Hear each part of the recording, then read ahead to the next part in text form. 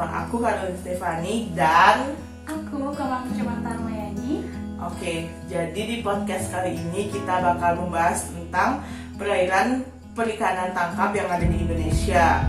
Nah, di sebelahku tuh namanya Putri, dia tuh salah satu mahasiswa manajemen sumber daya perairan. Kita dari fakultas yang sama, prodi yang sama, dan kita dari angkatan 22 nih. Oke guys, langsung aja kita mau bincang-bincang pembahasan yang pertama itu, mengapa sih kita membahas tentang perikanan tangkap pun?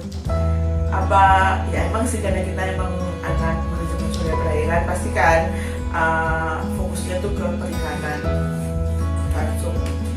Ya kalau kita bahas mengenai perikanan tangkap, tapi nggak semua pasti orang tahu kalau perikanan tangkap itu apa sih? Kan memang tapi ini tuh perikanan tangkap itu hal menarik dan perlu dibahas dan di Indonesia itu kan negara kepulauan terbesar di dunia yang memiliki potensi hasil laut terutama perikanan yang melimpah.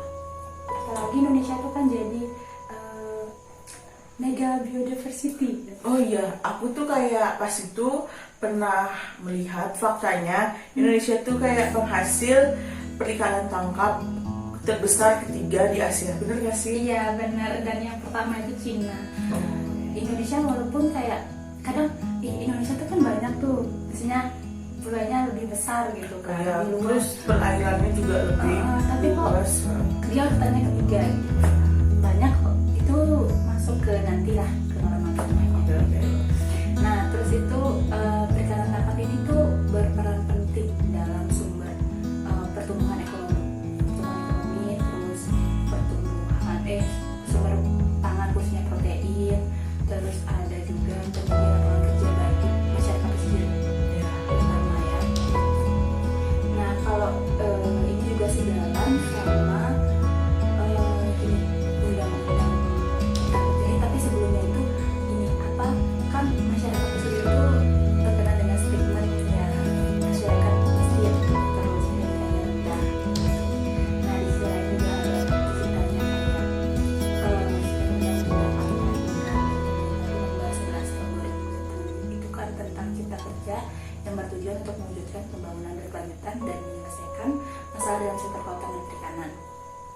Namun dari kebijakannya itu malah menimbulkan potensi atau menimbulkan krisis, terutama krisis ekologi, terus krisis kerusakan ekonomi ekosistem laut, terus ada ketidakadilan sosial gitu. Nah, mengapa gitu kan malahan ada peraturan itu malahan banyak masalah yang timbul. Kenapa? Itu kan apa ya? Ini juga jadi pertanyaan sebenarnya. Seperti kayak masalah overfishing, terus apa namanya illegal fishing kayak gitu masih banyak jadi permasalahan hangat sampai saat ini. Betul. Oke, jadi yang aku simpulkan itu perikanan tangkap Indonesia itu menjadi hal yang penting, apalagi kita negara Indonesia sebagai penghasil perikanan tangkap terbesar ketiga di Asia yang Asia Tenggara guys. Oke, kita lanjut ke pembahasan kedua, itu bagaimana sih perikanan tangkap Indonesia kan bersaing tuh dengan negara-negara lain seperti Timor Leste, Filipina, Malaysia, dan negara-negara yang bersebelahan, apalagi yang perairannya tuh kayak perbatasan gitu dengan negara kita Indonesia. Kalau bahas persaingan perikanan, hasil produk perikanan tangkap itu pastinya cukup ketat ya, terutama di ranah global. Ya, benar-benar.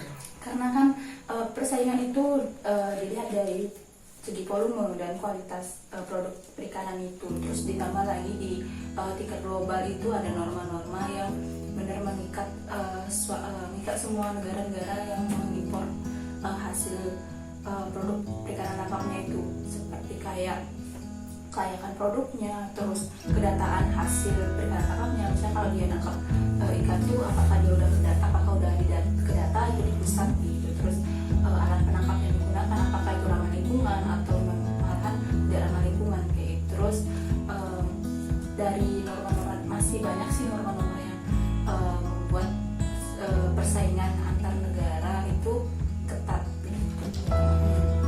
Oh, jadi maksudnya tuh persaingan di antara negara tuh emang ketat kan? Karena tuh emang didasari oleh peraturan-peraturan kayak norma-normanya tuh kan banyak, makanya emang ketat persaingan tuh antar negaranya. Ya kan? Jadi bukan hanya sebatas banyak-banyakan impor, banyak-banyakan pengiriman hasil produknya. Banyak-banyakan Iya. kayak kita menangkap ikannya. Iya, Pak. Tapi asal usulnya itu juga bakal dipertanyakan apakah perikanan itu legal atau enggak ilegal gitu loh. Oh. Jadinya itu harus benar-benar terdata di pusat Dan yang penangkapannya. dan yang terdata tuh kita tuh harus yang emang legal berarti ya. Iya. Oh. Jadi itu kayak jadi penilaian di sebuah negara gitu. Jadi misalnya ini produk, misalnya negara ini menjadi penghasil pengimpor produk hasil penangkapan ikan itu jadi perusahaan pertama gitu. Itu ada penilaian itu. Jadi ada sebuah aturan-aturan yang mengikat semua negara. Jadi itu dah yang membuat negaranya itu berlomba-lomba. Oke, jadi gitu guys pembahasan kita tentang persaingan Indonesia dengan negara-negara yang emang hasil tangkapannya emang ketat ya guys.